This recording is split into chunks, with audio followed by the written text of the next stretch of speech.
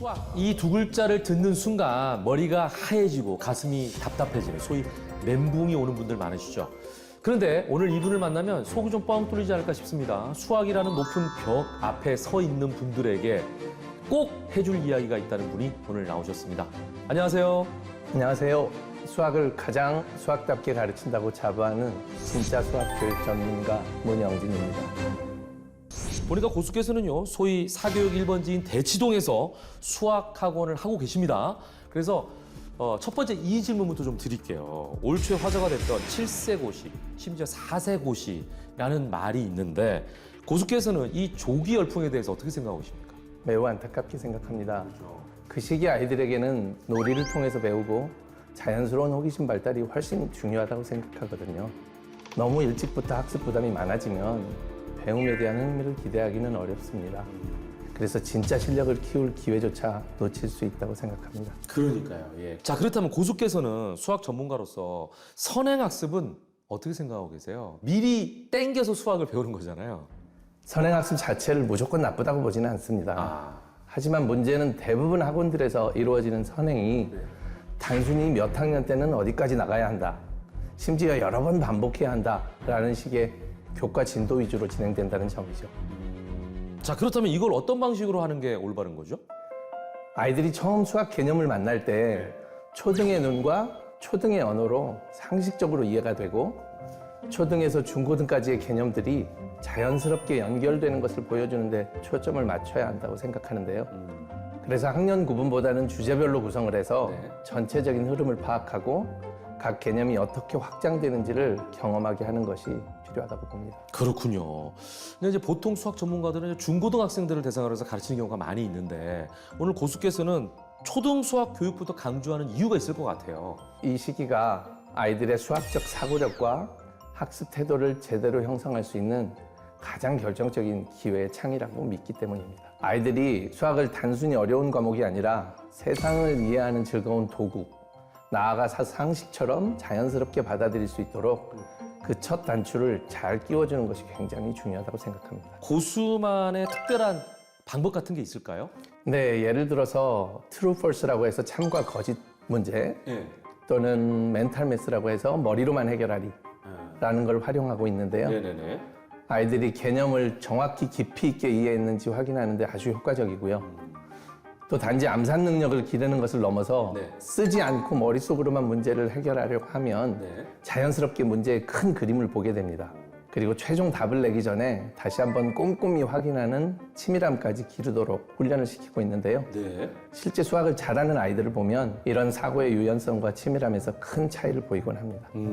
우리 세대를 생각해 보면 우리는 보니까 거의 뭐 암기식이었고 공식을 외우는 식이었잖아요. 우리 부모들이 배웠던 방법과는 좀 다른 방법이겠죠? 네, 예를 들어서 저희 프로그램에서 다루는 비와 비율 관련 활용 문제들은 대부분 대기업 입사 시험에서나 볼 법한 수준의 문제들인데요. 아이들이 이런 문제를 부모님께 도움을 청하면 보통 중고등학교에서 배우는 복잡한 방정식을 활용해서 답을 찾아주십니다. 하지만 초등학생 아이들이 그 문제를 초등학생의 시각에서 시기에 의존하지 않고 상황을 그려보고 논리적으로 해결하는 것을 찾아가는 그런 경험을 하고 나면 문제를 바라보는 태도 자체가 달라지고 훨씬 높은 수준의 이해를 추구하게 됩니다. 그러니까 말씀하시는 걸 들어보니까 단순하게 정답을 찾는 것보다는 그 너머의 어떤 상황을 더 알고 싶어야 된다는 말씀이시네요. 네, 정확하십니다. 결국 AI가 더 잘할 수 있는 답 찾기에만 매몰되는 것보다 답에 이르는 과정에서 깊은 이해의 의미를 더 두는 그런 학습 습관을 길러주는 것이 AI 시대에 진짜 필요한 수학 공부라고 생각합니다. 그러네요. 자, 그렇다면 좀 더 구체적으로 본다면 실제 현장에서는 어떻게 적용이 됩니까? 아이들에게 생각의 길을 터주기 위해서 저희 대부분의 수업은 일방적인 판서보다는 학생과의 활발한 문답식으로 이루어집니다.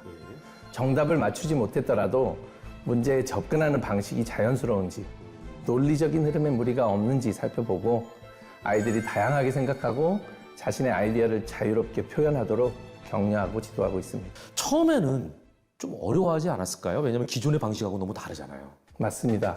또 아이들의 성향에 따른 차이도 있어서 처음엔 낯설어하기도 하는 학생들이 있는데요. 점차 즐겁게 참여를 하게 됩니다.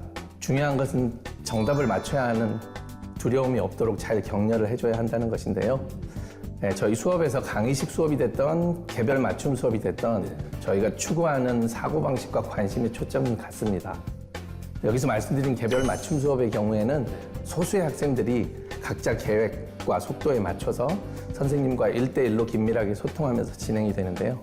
다루는 내용도 내신 대비 또는 경시 준비, 어떤 학생들은 미국 수학 등 학생의 필요에 따라서 매우 다양합니다. 오, 지금 말씀을 듣다 보니까 미국 수학을 배우는 학생들도 같이 있군요. 네. 미국 수학은 주로 국제학교 학생들이나 유학생 또는 유학을 준비하는 학생들이 영미권 교육 커리큘럼에 맞춰서 공부하는 과정을 말합니다. 미국과 우리나라 교과 과정이 차이가 있는 거죠? 네, 미국 수학은 배우는 교과 과정의 순서, 범위, 심화 정도 또는 사용하는 교재 등에 따라서 꽤 달라 보이거든요. 하지만 실력을 키우기 위해서 지금까지 말씀드린 진짜 수학을 만나야 되는 것은 마찬가지입니다.